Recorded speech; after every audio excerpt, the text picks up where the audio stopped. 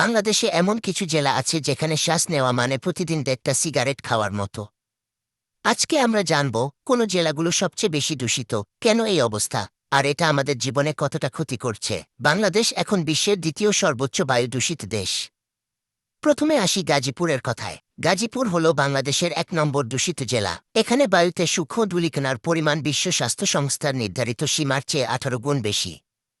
এই জেলায় রয়েছে হাজারো গার্মেন্টস কারখানা, ইটভাটা এবং রাস্তায় অসংখ্য পুরনো যানবাহন যেগুলো প্রতিনিয়ত কালো ধোঁয়া ছাড়ছে। দ্বিতীয় জেলা হল নারায়ণগঞ্জ। এই জেলাকে একসময় প্রাচ্যের ডান্ডি বলা হতো, কিন্তু আজ এটি দূষণের দিক থেকেও শীর্ষে। বুড়িগঙ্গা নদীর তীরে শত শত কারখানা গড়ে উঠেছে।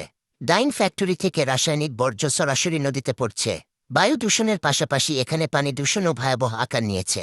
তৃতীয় জেলা হল ঢাকা। এটা শুনে হয়তো অবাক হচ্ছেন না, কারণ ঢাকার দূষণের কথা আমরা সবাই কম বেশি জানি, কিন্তু সংখ্যাটা জানলে চমকে যাবেন।